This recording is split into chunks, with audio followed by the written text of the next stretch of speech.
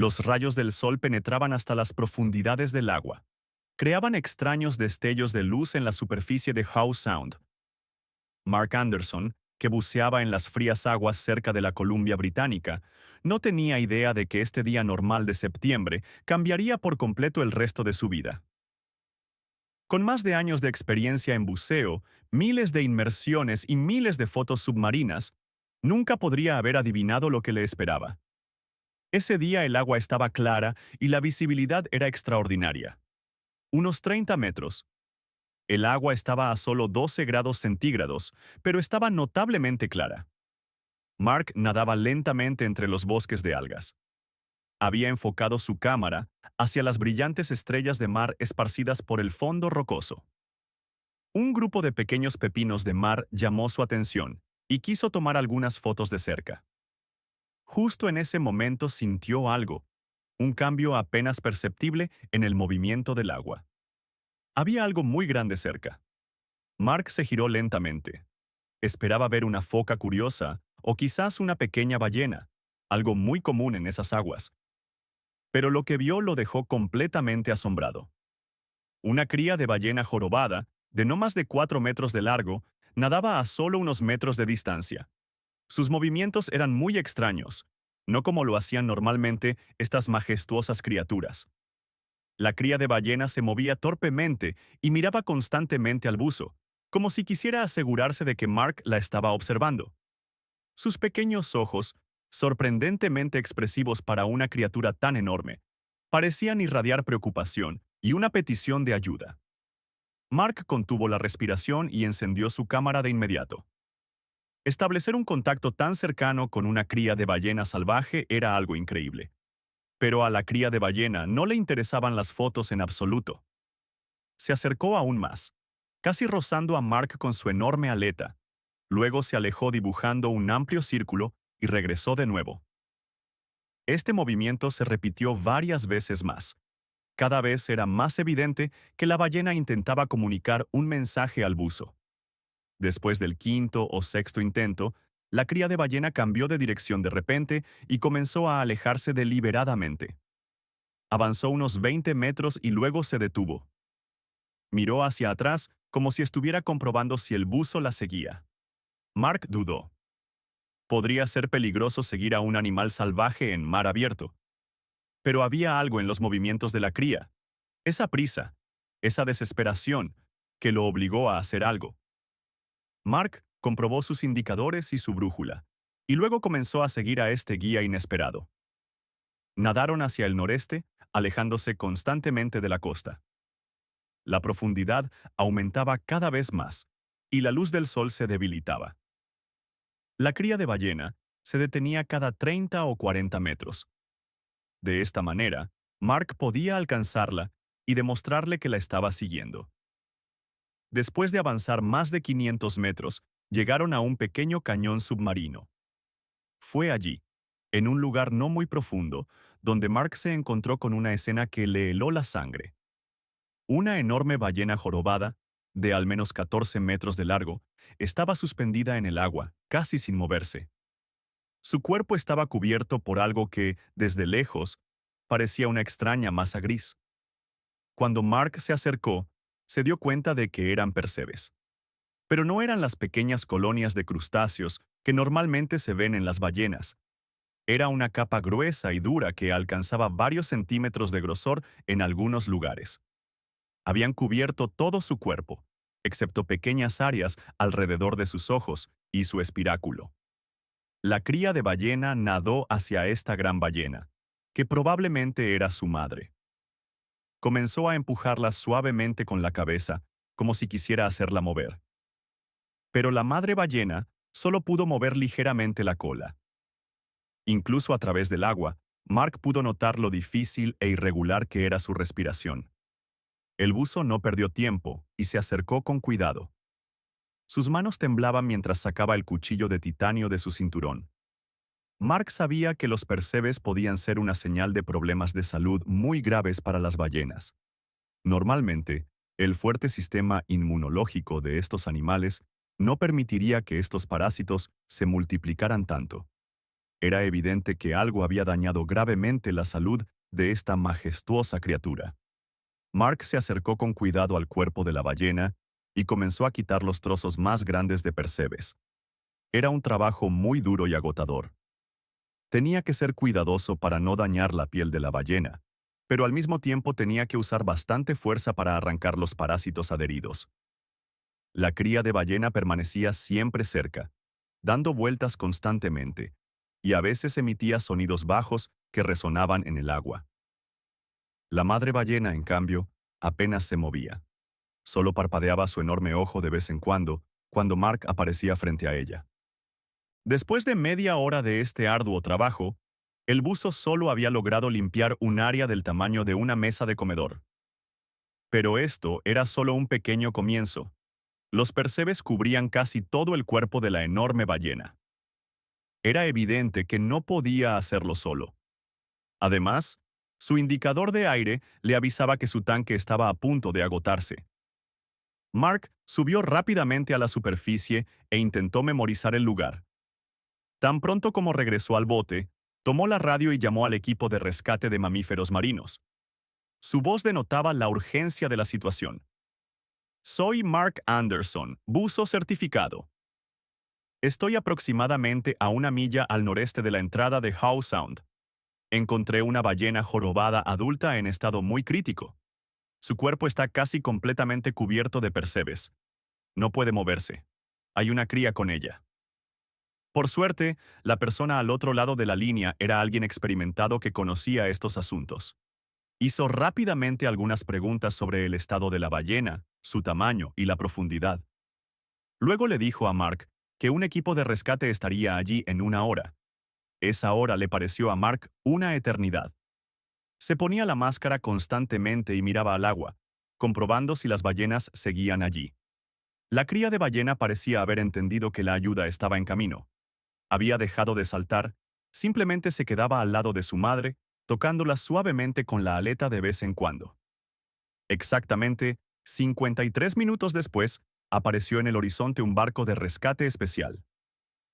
A bordo, había un equipo de 6 expertos, 2 veterinarios de mamíferos marinos, 3 especialistas en rescate y un experto en comportamiento de ballenas. Evaluaron la situación de inmediato y se pusieron manos a la obra al instante. 2 buzos se sumergieron con herramientas especiales. Estas herramientas eran mucho mejores que el cuchillo de Mark. Usaban raspadores hidráulicos que quitaban los parásitos, sin dañar en absoluto la piel de la ballena. El trabajo avanzaba lentamente pero con pasos firmes. Los buzos se turnaban a medida que se les acababa el aire. Mark, que obtuvo permiso del responsable del operativo, también se unió a ellos, ayudando en todo lo que podía. La cría de ballena estuvo allí todo el tiempo, observando atentamente las labores de rescate. Una vez que limpiaron la mayor parte de los percebes, los veterinarios pudieron examinar mejor a la ballena. Lo que vieron los preocupó bastante. Notaron una pequeña protuberancia en el costado de la ballena, algo que no debería estar allí. Realizaron una ecografía bajo el agua con un dispositivo portátil y descubrieron que había un objeto extraño en el estómago de la ballena.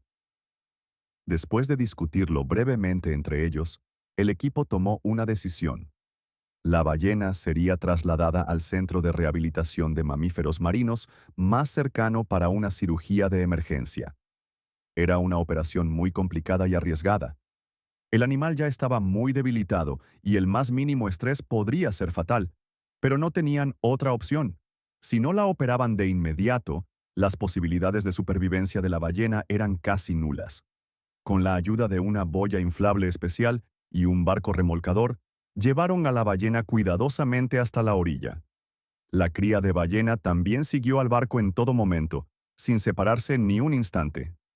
Tan pronto como llegaron al centro de rehabilitación, el equipo veterinario comenzó la cirugía de inmediato.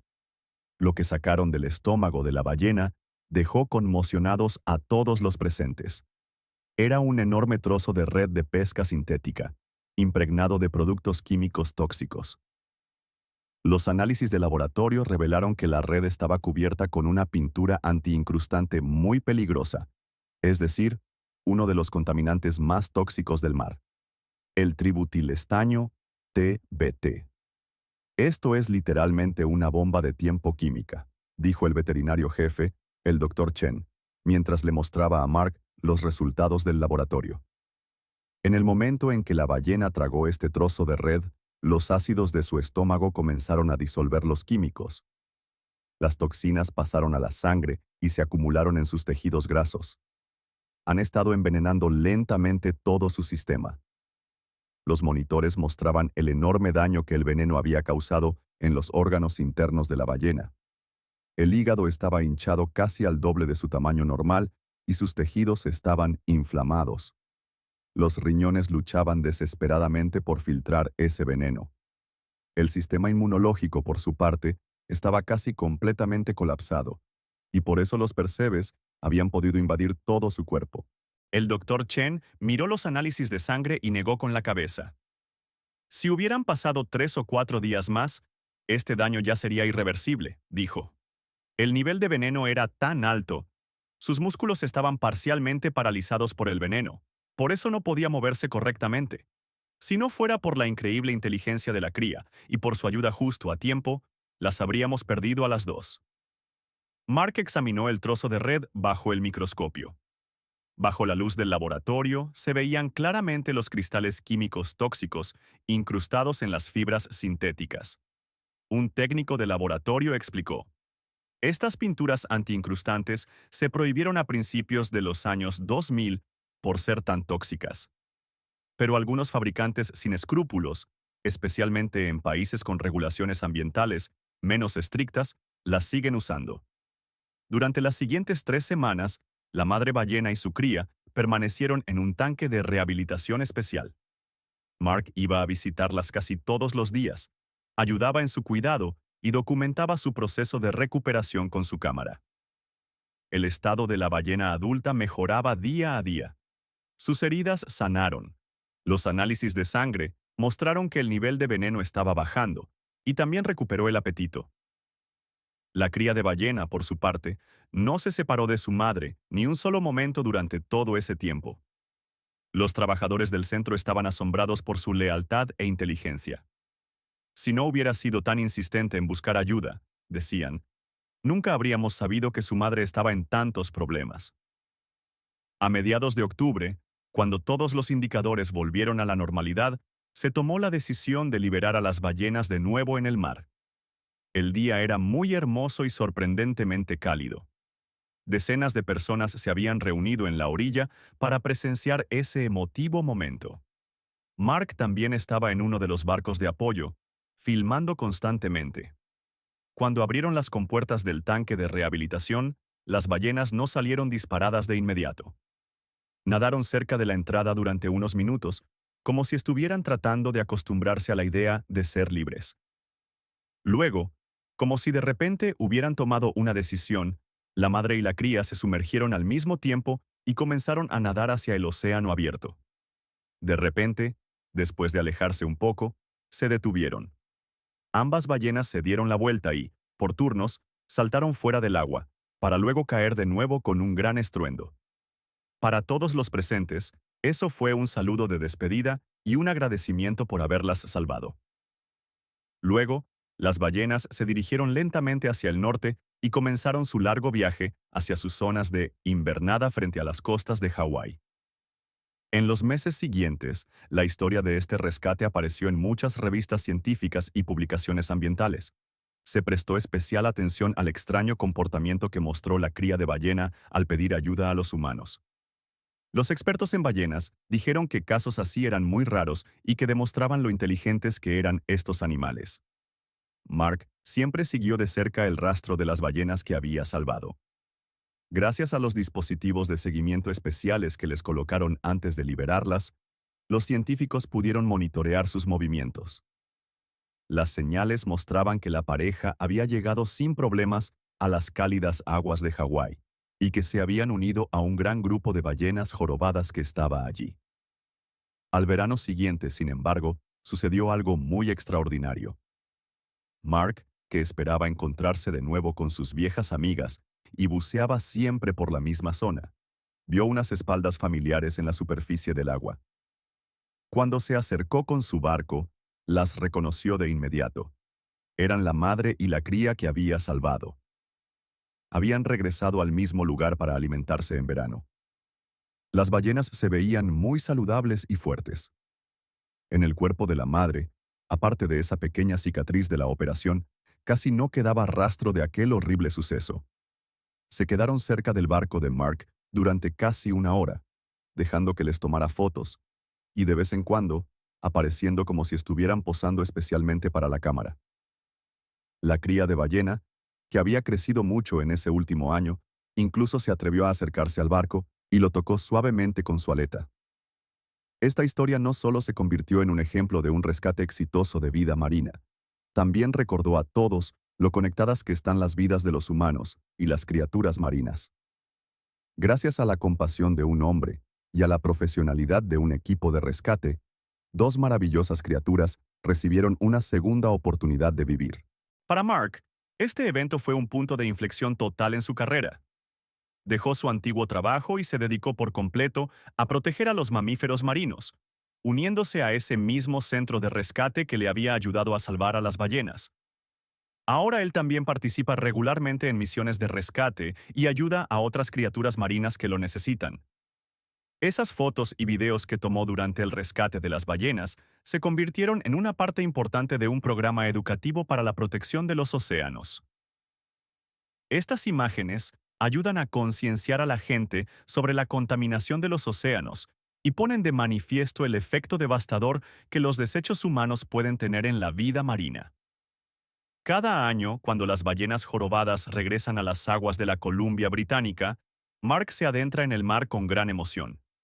Sabe que las posibilidades de encontrarse de nuevo con sus ballenas son muy pocas, pero nunca pierde la esperanza. Al fin y al cabo, esta increíble historia que vivió le había enseñado una cosa.